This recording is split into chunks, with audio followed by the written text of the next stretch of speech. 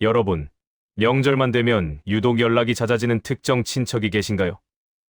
평소에는 전화 한 통 없다가 설날이나 추석, 일주일 전쯤 되면 갑자기 안부 전화를 걸어오시는 분 말이죠. 그분들은 신기하게도 요즘 어떻게 지내냐 는 질문 뒤에 꼭 경제적으로는 괜찮냐는 말을 덧붙이십니다. 그리고 그 대화의 끝은 언제나 잠깐 조용한 데서 할 얘기가 있다는 제안으로 마무리되곤 하죠. 오늘 제가 여러분께 들려드릴 이야기는 바로 그런 상황 속에서 몇 년을 참아왔던 한 청년이 마침내 결단을 내리고 자기 인생의 주인이 되기로 결심한 순간에 관한 것입니다. 그 통쾌하면서도 씁쓸한, 하지만 반드시 필요했던 그 순간들을 지금부터 함께 지켜보시죠. 설날 아침이었습니다. 아직 해가 완전히 떠오르지 않은 이른 시간부터 큰집 거실에는 사람들의 부산한 움직임이 시작되고 있었죠. 명절 음식을 준비하느라 주방에서는 도마 소리가 경쾌하게 울려 퍼지고 거실에서는 아이들이 새 한복을 입고 이리저리 뛰어다니며 즐거워하고 있었습니다. 떡국 끓는 냄새가 집안 구석구석을 가득 메우고 어른들은 한 해의 시작을 축하하며 서로 덕담을 주고받았습니다. 그야말로 명절다운 풍경이었죠. 하지만 그 화기애애한 분위기 속에서 유독 한 사람 많은 거실. 구석 소파에 앉아 불안한 눈빛으로 현관문을 주시하고 있었습니다. 29살의 직장인 지훈이었습니다. 그는 작년에 대기업 영업팀에 입사해서 올해 초대리로 승진한 유망한 젊은이였죠. 주변 사람들 눈에는 성공 가도를 달리는 것처럼 보였지만 지훈에게 명절은 더 이상 즐거운 날이 아니었습니다. 오히려 두려움과 스트레스의 대상이 되어버린 지올해였죠. 왜냐하면 명절만 되면 어김없이 찾아오는 그 사람 때문이었습니다.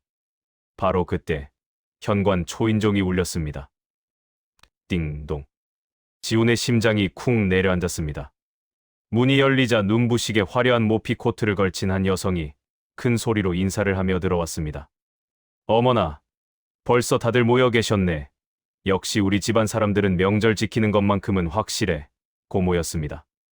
50대 초반의 그녀는 마치 패션쇼, 무대를 걷는 모델처럼 당당한 걸음으로 거실 안으로 들어왔습니다. 손에는 백화점 쇼핑백을 들고 있었고 목에는 반짝이는 목걸이가 걸려 있었죠. 겉으로 보기에는 성공한 사업가의 모습이었습니다. 하지만 지훈은 알고 있었습니다. 저 화려한 외양 뒤에 어떤 계산과 의도가 숨어 있는지를요. 고모는 거실을 한 바퀴 돌며 친척들과 일일이 눈을 맞추고 인사를 나눴습니다. 큰오빠, 올해도 건강하시죠? 새해 복 많이 받으세요. 아이고, 조카들 다 컸네. 작년보다 키가 더 큰 것 같은데.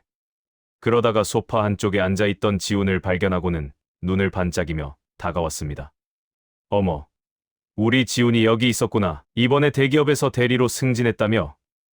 역시 우리 집안에서 제일 똑똑한 애라니까. 어릴 때부터 남다르더라고.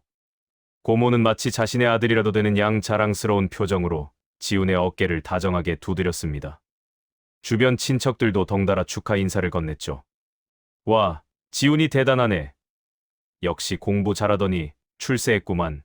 지훈은 겉으로는 미소를 지으며 감사하다고 대답했지만 속으로는 이미 긴장의 끈을 바짝 당기고 있었습니다. 아, 네. 고모님 새해 복 많이 받으세요. 올해도 건강하시고요. 그의 목소리에는 미묘한 경직감이 배어 있었지만 들뜬 분위기 속에서 아무도 그것을 알아채지 못했습니다. 고모는 만족스러운 표정으로 그의 옆자리에 슬그머니 앉았습니다. 다른 친척들이 세배 준비를 하느라 정신없이 움직이는 틈을 타 고모는 목소리를 낮추기 시작했죠. 마치 비밀스러운 이야기를 나누듯이 말이에요. 지훈아, 고모가 말이야. 고모는 주변을 슬쩍 둘러본 뒤 속삭이듯 말을 이었습니다. 사실 이번에 사업 관련해서 잔금이 좀 급하게 필요하게 됐어. 큰 건 아니고 딱 300만 원만 다음 달 말까지만 빌려줄 수 있을까? 지훈의 머릿속에서는 순간적으로 계산기가 돌아가기 시작했습니다. 작년 설날에 200만 원 빌려가셨지. 그때 다음 달에 꼭 갚을게라고 하셨는데 아직까지 소식이 없고 그 전 추석에는 150만 원, 재작년 어머니 생신 때는 100만 원. 그 돈들은 다 어디로 간 거지? 한 번도 갚으신 적이 없잖아. 하지만 그는 겉으로는 내색하지 않으려 했었습니다. 고모는 그의 침묵을 긍정적인 신호로 받아들였는지 빠르게 말을 이어갔습니다. 너도 알다시피 고모가 지난번에 못 갚은 건 까먹어서 그런 게 절대 아니야. 투자한 돈이 좀 묶여 있어서 그랬던 거거든. 곧 풀릴 거니까 걱정 마. 지우는 이 말을 지난 몇 년간 수없이 들어왔습니다. 매번 같은 변명이었죠. 투자금이 묶여 있다. 다음 달에 큰 계약이 성사된다. 곧 대박이 날 거다. 하지만 실제로 돈을 갚으신 적은 단 한 번도 없었습니다. 오히려 시간이 지날수록 빌려가는 금액만 점점 커지고 있었죠. 지우는 잠시 망설이다가 조심스럽게 입을 열었습니다. 고모님, 그런데 지난번에 빌려드린 돈은? 그러자 고모는 살짝 인상을 쓰며 대답했습니다. 아이고, 지우나. 고모가 그것도 다 기억하고 있어. 조금만 기다려줘. 고모가 언제 약속 안 지킨 적 있었니? 곧 정리해서 한꺼번에 갚을게. 그녀는 지훈의 손을 꼭 잡으며 간절한 표정으로 말을 이었습니다. 지훈아, 너밖에 없어. 다른 사람들은 다 사정이 어렵다고 하고. 너만 믿는다. 응. 이런 상황에서 거절하기란 쉽지 않았습니다. 특히 명절날, 온 가족이 모인 자리에서 고모의 체면을 구겨버리는 것도 부담스러웠죠. 게다가 한국 사회에서 어른의 부탁을 거절하는 것은 무례한 행동으로 여겨지기 쉬웠으니까요. 결국 지우는 어색하게 웃으며 대답했습니다. 제가 좀 생각해 볼게요, 고모님. 지금 당장은. 고모는 만족스러운 표정으로 그의 등을 토닥였습니다. 그래, 역시 우리 지훈이가 제일 착하지. 고모가 나중에 크게 성공하면 다 몇 배로 보답할게. 약속해. 그녀는 윙크를 하며 자리에서 일어나 다른 친척들에게로 향했습니다. 지우는 자리에 그대로 앉아 깊은 한숨을 내쉬었습니다. 또 시작이구나.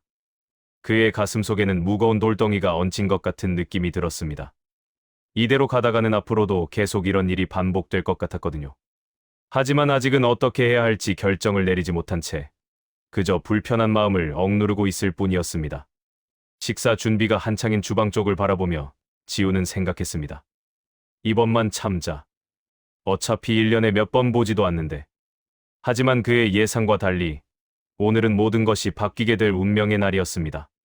점심 식사 준비를 돕기 위해 주방으로 향하던 지우는 복도를 지나다가 베란다 쪽에서 들려오는 익숙한 목소리에 발걸음을 멈췄습니다. 반쯤 열린 베란다 문틈으로 고모와 작은엄마의 대화가 또렷하게 들려왔거든요. 지우는 자신도 모르게 그 자리에 멈춰 서서 귀를 기울이게 되었습니다. 처음에는 우연히 듣게 된 것이었지만 이내 충격적인 내용의 발이 떨어지지 않았죠. 아니, 진짜 요즘 젊은 애들은 왜 그렇게 돈에 집착하는지 모르겠다니까. 고모의 목소리였습니다. 조금 전까지만 해도 다정했던 그 목소리가 이제는 날카롭게 변해 있었죠. 작은엄마가 조심스럽게 끼어들었습니다. 그래도 형님, 지훈이한테 빌리신 게 이번까지 합치면 꽤 되지 않나요? 제 기억으로는 작년에도. 에이, 그게 뭐 얼마나 된다고. 고모가 작은엄마의 말을 자르며 대꾸했습니다. 조카 돈 좀 쓰면 어때서? 나중에 내가 대박나면 몇 배로 챙겨줄 건데 말이야. 가족끼리 그렇게 야박하게 굴면 안 되는 거지. 아까 보니까 300만 원 빌려달라고 했더니 표정이 확 굳어지더라고. 얼마나 인색하면 그러겠어. 지훈의 주먹이 저절로 불끈 쥐어졌습니다. 손톱이 손바닥에 파고들 정도로 세게요. 작은엄마가 또다시 조심스럽게 말했습니다. 그래도 형님, 지훈이도 아직 젊은 나이에 대출도 있을 텐데. 그러니까 더 문제지. 고모의 목소리가 점점 커졌습니다. 돈 좀 벌면 뭐해. 인간성이 그 모양인데. 아까도 내가 급하다고 했는데도 바로 대답도 안 하고 생각해 본다고 하더라고. 고모가 얼마나 급한지도 모르면서 말이야. 요즘 젊은이들은 정말 이기적이야. 우리 때는 안 그랬거든. 지우는 베란다 문 앞에서 온몸이 굳어버렸습니다. 몇 년간 쌓여왔던 억울함과 분노가 한꺼번에 치솟아 올랐죠. 작은엄마가 난처한 듯 말했습니다. 하지만 형님, 솔직히 말씀드리면 지훈이가 형님께 빌려드린 돈이 꽤 많은 걸로 알고 있어요. 제가 듣기로는 1,000만 원 가까이. 아니, 뭐가 1,000만 원이야. 많아봐야 5, 600. 그것도 내가 다 기억하고 있다니까. 조만간 한꺼번에 다 갚을 거야. 지금은 투자한 돈이 좀 묶여 있어서 그렇지. 고모는 짜증스러운 목소리로 대답했습니다. 그리고 설사 좀 늦게 갚는다 해도 뭐 어때? 조카가 고모 좀 도와주는 게 당연한 거 아냐? 내가 어릴 때 얘네 엄마 얼마나 도와줬는데. 은혜를 모르는 거지.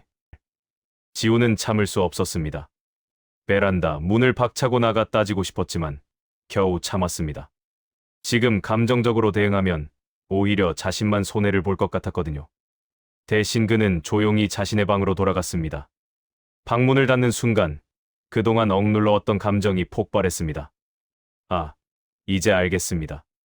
저한테는 친절하게 대하시면서 뒤에서는 이런 식으로 말씀하시는 거였구나. 제가 왜 지금까지 참아왔는지도 모르겠네요. 지훈의 머릿속에서 무언가가 또렷하게 정리되기 시작했습니다.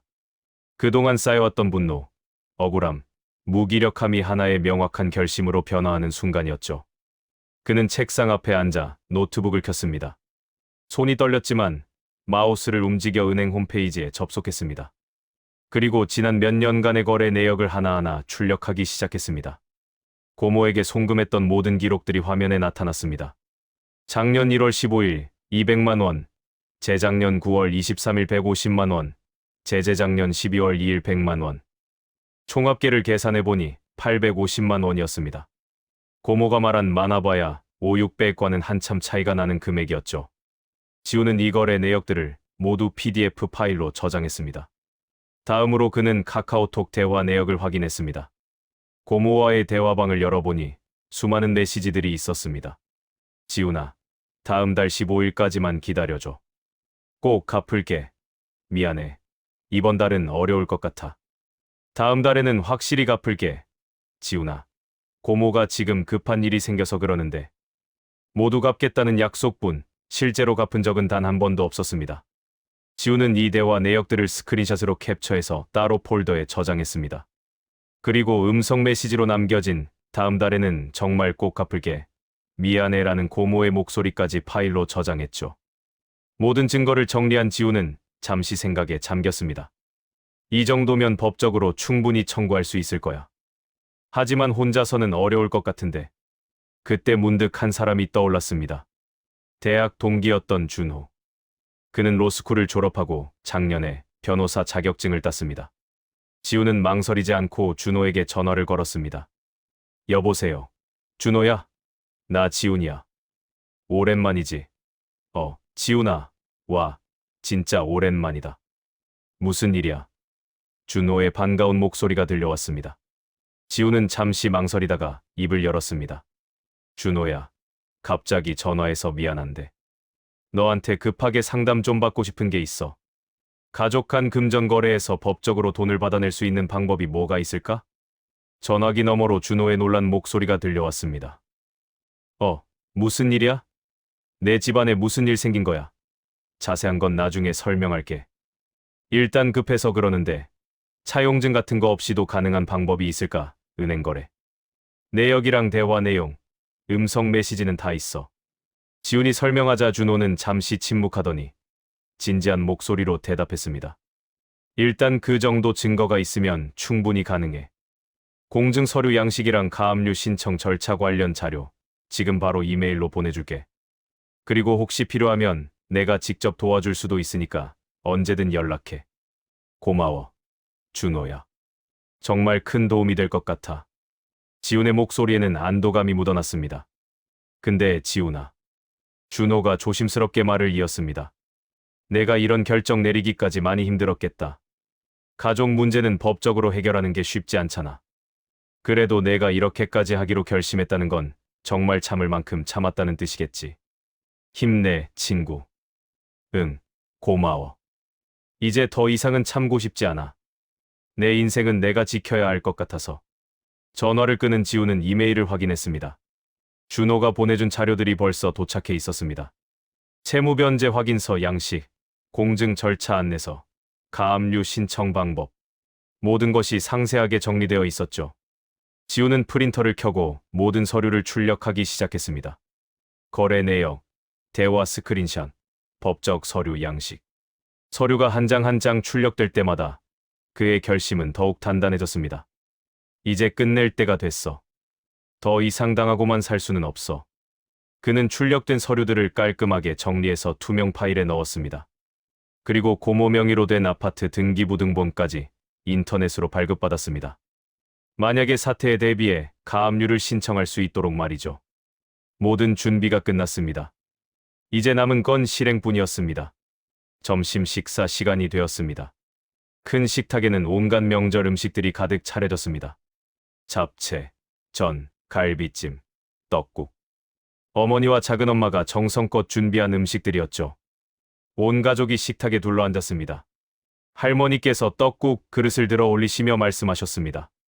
자, 다들 한 살씩 더 먹는 거니까 떡국 먼저 먹자. 올해도 모두 건강하고 행복하길 바란다. 따뜻한 분위기 속에서 모두가 떡국을 떠먹기 시작했습니다. 바로 그때였습니다. 지훈이 자신의 가방에서 두툼한 서류 뭉치를 꺼내 식탁 한가운데에 소리나게 올려놓았습니다. 서류가 식탁에 닿는 소리가 거실에 울려 퍼졌습니다. 순간 모든 대화가 멈췄습니다. 젓가락을 들고 있던 사람들의 손이 공중에서 멈췄죠. 모든 시선이 일제히 지훈에게 쏠렸습니다. 고모도 떡국 국물을 입에 머금은 채 놀란 눈으로 지훈을 바라봤습니다. 고모님, 지훈은 평소와 달리 밝고 명랑한 목소리로 고모를 불렀습니다. 하지만 그 밝은 목소리 뒤에는 차가운 결의가 숨어 있었죠. 아까 말씀하신 300만 원 말이에요. 제가 심사숙고해봤는데 빌려드리기로 결정했습니다. 고모의 얼굴에 안도의 빛이 스쳤습니다. 아이고, 역시 우리 지훈이 고모가 널 믿었어. 너무 고마. 하지만 말입니다. 지훈이 고모의 말을 부드럽게 자르며 서류 뭉치를 펼쳤습니다. 이번에는 제대로 정리하고 가셔야 할 것 같아서요. 여기 이 서류들에 먼저 서명을 해주셔야 할 것 같습니다. 법무사 사무실에서 받아온 정식 양식이거든요. 식탁 위의 분위기가 순식간에 얼어붙었습니다. 떡국에서 올라오는 김만이 하얗게 피어올랐습니다. 고모는 당황한 표정으로 서류를 내려다보며 물었습니다. 이게 대체 뭐야? 가족끼리 무슨 서류를 쓴다는 거야? 지우는 침착하게 모든 친척들이 들을 수 있을 만큼 또렷한 목소리로 설명하기 시작했습니다. 이건 채무 변제 확인서입니다. 그리고 이쪽에 있는 건 공증 서류 양식이고요. 혹시 여기 계신 분들 중에 이런 서류를 처음 보시는 분들도 계실 것 같아서 자세히 설명드리겠습니다. 그는 서류를 한 장씩 펼치며 계속 말을 이었습니다. 고모님께서 지금까지 저한테 빌려가신 돈이 총 850만 원입니다. 제가 은행 거래 내역을 전부 출력해봤거든요. 여기 보시면 날짜별로 다 나와 있습니다. 지우는 거래 내역서를 한 장씩 넘기며 읽기 시작했습니다. 작년 1월 15일 200만 원 송금. 재작년 9월 23일 추석 연휴 중이었습니다. 150만 원 송금. 재작년 12월 2일 어머니 생신날이었습니다. 100만 원 송금. 그 외에도 50만 원, 70만 원, 이런 식으로 여러 번 송금했던 기록이 다 있습니다. 총 8차례에 걸쳐서 850만 원이 나갔네요. 식탁 주위가 완전히 조용해졌습니다. 시계 초침 소리마저 들릴 것 같은 정적이 흘렀습니다. 그리고 이번에 말씀하신 300만 원까지 더하면 총 1150만 원이 됩니다. 이 정도 금액이면 법적으로 충분히 가압류 신청이 가능한 수준이더라고요. 제 변호사 친구한테 상담받아봤거든요. 아버지가 난처한 표정으로 끼어들었습니다. 지훈아, 그래도 가족인데 이렇게까지. 하지만 지훈은 부드럽지만 단호하게 대답했습니다. 아버지, 가족이기 때문에 오히려 더 정확하게 정리해야 한다고 생각합니다. 여기 보세요. 그는 또 다른 서류를 꺼냈습니다. 이건 고모님과 제가 주고받았던 카카오톡 대화 내용입니다. 전부 스크린샷으로 캡처해서 출력했어요. 여기 보시면 고모님께서 다음 달에 꼭 갚을게, 이번 달 말까지는 확실히 갚을게라고 하신 메시지들이 수십 개가 넘습니다.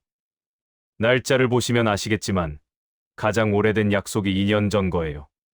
2년 동안 단 한 번도 갚으신 적이 없으시죠? 고모의 얼굴이 순식간에 불그락부르락 변했습니다. 너 지금 이게 뭐 하는 짓이야? 어른한테 이런 무례하다고요.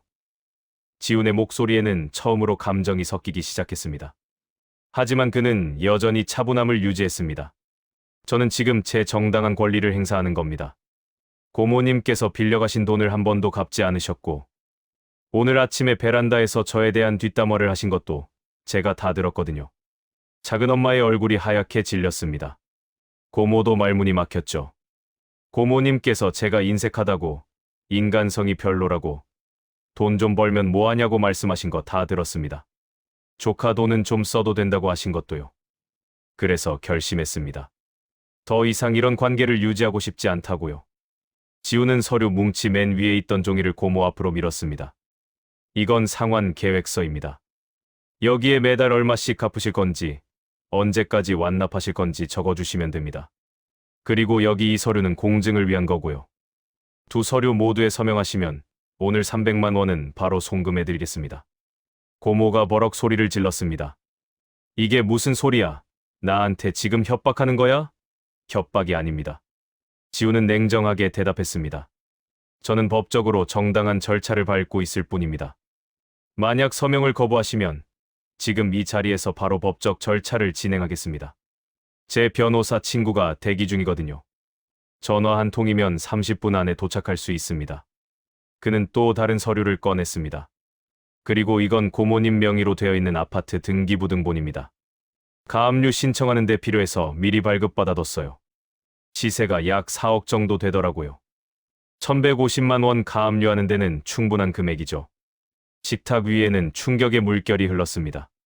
할머니께서 놀란 표정으로 지훈을 바라보셨고 어머니는 눈물을 글썽이셨습니다. 삼촌이 난처한 표정으로 입을 열었습니다. 지훈아, 그래도 가족인데 법까지 동원하는 건. 지훈은 삼촌을 향해 고개를 돌렸습니다. 삼촌, 가족이기 때문에 더 이상 참을 수 없었습니다. 저도 열심히 일해서 번 돈인데 빌려가신 분은 갚을 생각도 안 하시고 오히려 제 뒤에서 험담을 하시더라고요. 제가 인색하고 인간성이 별로라고요. 조카 돈은 좀 써도 된다고 하시더라고요. 이게 정말 가족이 할 행동일까요? 그의 목소리가 떨리기 시작했습니다. 저도 힘들어요, 삼촌. 회사에서 야근하고 주말에도 일하고 그렇게 번 돈을 모아서 전세 대출금 갚으려고 저축하고 있었는데 고모님께서 계속 빌려가시면서 제 계획이 다 틀어졌어요. 그런데도 갚지 않으시고 뒤에서는 제 험담을 하시니까 정말 더 이상은 못 참겠어요. 지훈의 눈가가 붉어졌습니다. 하지만 그는 눈물을 참으며 말을 이었습니다. 저는 더 이상 이런 관계를 유지하고 싶지 않습니다. 오늘 여기서 정리하지 않으면 앞으로도 계속 이런 일이 반복될 거라는 걸 잘 알거든요. 고모는 얼굴이 새빨개져서는 의자를 벌떡 일으키며 소리쳤습니다. 좋아. 너 정말 이러고 싶었던 거지. 알았어. 내가 그렇게 나온다면 나도 할 말이 있어. 그녀는 떨리는 손으로 가방을 움켜쥐며 계속 소리쳤습니다. 너 같은 조카는 이제 내 조카 아냐. 다시는 내 얼굴 볼 생각도 하지 마. 명절날 이런 망신을 주다니. 정말 너 같은 애는 처음 봤어. 하지만 지우는 이미 예상하고 있었다는 듯 차분하게 자신의 가방을 챙기기 시작했습니다. 네, 저도 그러고 싶습니다. 돈 떼먹고 조카 험담하는 고모는 이제 제 가족 명단에서 지우기로 했거든요. 그는 휴대폰을 꺼내 화면을 고모에게 보여줬습니다. 방금 고모님 휴대폰으로 제 계좌번호를 문자로 보냈습니다. 일주일 안에 850만 원이 입금되지 않으면 다음 주 월요일에 바로 법원에 가압류 신청서를 제출하겠습니다. 모든 서류는 이미 준비되어 있으니까 걱정하지 마세요. 지우는 자리에서 일어나며 고모가 가져가려던 과일 바구니를 슬쩍 가로막았습니다. 아, 그리고 이 과일 바구니는 제가 어머니 드리려고 백화점에서 직접 골라서 준비한 건데 고모님이 가져가실 이유는 없을 것 같네요. 제가 어머니께 직접 드릴게요. 고모가 버럭 소리쳤습니다. 뭐, 과일 하나 가져가는 것도 아까워. 아깝다기보다는 원칙의 문제입니다. 지우는 담담하게 대답했습니다. 고모님과 저는 이제 채권자와 채무자 관계일 뿐입니다. 더 이상 가족이 아니니까요. 고모님께서 먼저 그렇게 말씀하셨잖아요. 다시는 얼굴 보지 말라고요. 저도 같은 생각입니다. 그는 테이블 위에 놓여있던 세뱃돈 봉투도 고모 앞으로 밀었습니다. 이것도 돌려드립니다. 저는 고모님한테 받을 건 딱 제 돈 850만 원뿐이거든요. 그 외에는 아무것도 필요 없습니다. 고모는 할 말을 잃은 채 분노로 부들부들 떨었습니다. 주변 친척들도 어떻게 반응해야 할지 몰라 난처한 표정으로 서로를 바라봤습니다. 결국 고모는 너 두고 봐. 이 은혜도 모르는 놈아 라고 소리치며 현관문을 쾅 닫고 나가버렸습니다. 거실에는 무거운 침묵만이 남았습니다. 아버지가 난처한 표정으로 입을 열었습니다. 지훈아, 그래도 그렇지. 명절인데 이렇게까지 할 필요가 있었을까? 내 고모도 나름 사정이. 아버지. 지훈이 아버지의 말을 조심스럽게 끊었습니다. 죄송하지만 더 이상은 참을 수가 없었어요. 고모가 저한테 돈을 빌려간 게 한두 번도 아니고 매번 갚겠다고 약속하시고는 한 번도 지키신 적이 없잖아요. 그런데도 제가 계속 참아야 하는 이유가 뭔가요? 가족이라는 이유로요? 어머니가 조용히 아버지의 팔을 잡았습니다. 여보, 우리 아들 말이 맞아요. 저도 사실 형님한테 할 말이 많았는데 그냥 참아왔던 거예요. 제 아들이 얼마나 힘들었을까요? 열심히 일해서 번 돈을 계속 빌려주고도 갚지도 못하고 오히려 뒤에서 험담까지 들었다니. 어머니의 눈가가 촉촉해졌습니다. 지우는 부모님께 정중하게 인사를 올렸습니다. 아버지, 어머니, 저 먼저 갈게요. 제가 오늘 분위기를 너무 망쳐서 정말 죄송합니다. 하지만 더 이상은 참을 수가 없었어요. 이런 돈 문제로 얽힌 모임은 이제 참석하기 싫습니다. 억지로 웃으면서 참는 것보다는 차라리 이렇게 정리하는 게 낫다고 생각했어요. 할머니께서 지팡이를 짚고 천천히 일어나시며 지훈의 손을 꼭 잡으셨습니다. 지훈아, 할미는 내가 잘한 거라고 생각한다. 그동안 많이 참았구나. 할미가 미처 몰랐네. 이제 내 인생 내가 지켜라. 명절이고 뭐고 내 마음의 평화가 제일 중요한 거야. 할머니의 따뜻한 말씀에 지훈의 눈시울이 붉어졌습니다. 할머니, 울지 마라. 우리 손주. 내가 당당하게 내 권리를 주장한 건 잘한 일이야. 가족이라고 해서 모든 걸 참아야 하는 건 아니란다. 오히려 가족이기 때문에 더 솔직해야 하는 거지. 할머니께서 지훈의 머리를 쓰다듬으셨습니다. 할미가 살면서 많은 걸 봤지만 요즘처럼 가족이라는 이름으로 서로를 이용하는 세상은 처음이야. 내가 이렇게 당당하게 맞선 건 정말 용감한 일이란다. 지훈은 할머니께 깊게 고개를 숙였습니다. 할머니, 감사합니다. 할머니는 다음에 따로 찾아뵐게요. 맛있는 거 많이 사드릴게요. 작은엄마가 조심스럽게 입을 열었습니다. 지훈아, 미안해. 내가 오늘 아침에 형님이랑 얘기하던 거 내가 들었구나. 나도 형님한테 좀 더 강하게 말했어야 했는데. 아니에요. 작은엄마. 작은엄마 잘못이 아니에요. 오히려 저한테는 좋은 계기가 됐어요. 그 대화를 듣지 못했다면 저도 계속 망설이고 있었을 거예요. 지훈은 작은엄마에게도 고개를 숙였습니다. 작은엄마, 새해 복 많이 받으세요. 저는 이만 가볼게요.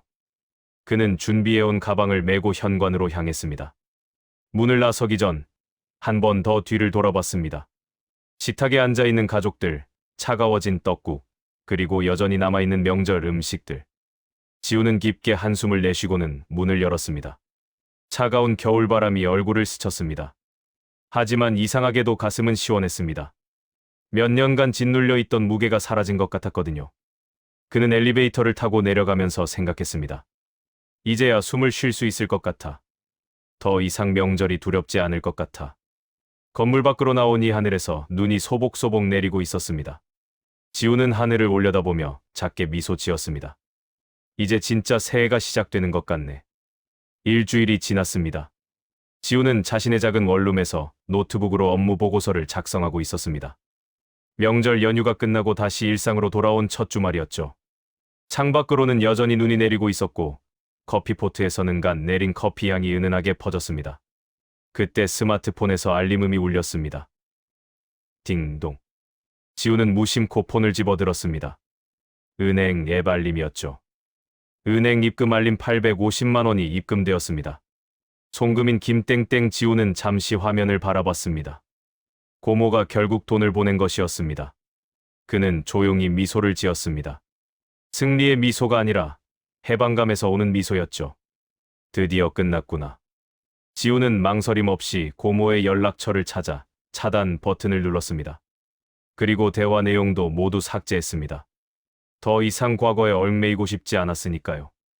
그 순간 묘한 해방감이 온몸을 감쌌습니다.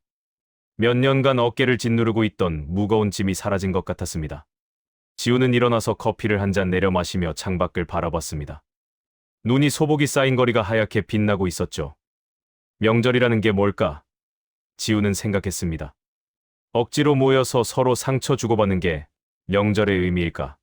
아니면 진심으로 아끼는 사람들하고만 편하게 시간 보내는 게 명절의 진짜 의미일까? 그는 핸드폰을 들어 몇몇 사람들에게 연락을 취했습니다. 할머니, 부모님, 그리고 진심으로 자신을 아껴주는 몇몇 친척들에게만요. 할머니, 저 다음 주말에 따로 뵈러 갈게요. 맛있는 음식 사드리고 싶어요. 핸드폰 너머로 할머니의 기쁜 목소리가 들려왔습니다.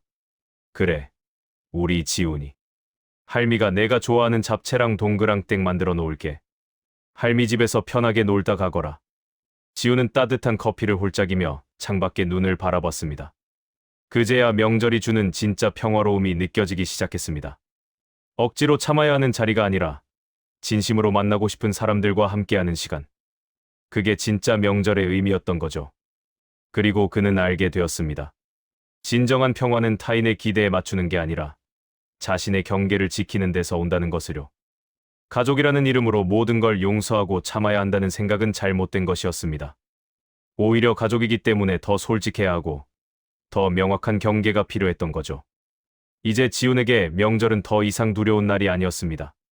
오히려 진심으로 사랑하는 사람들과 소중한 시간을 보내는 축복의 날이 되었죠. 그리고 그는 자신의 선택을 단 한 번도 후회하지 않았습니다.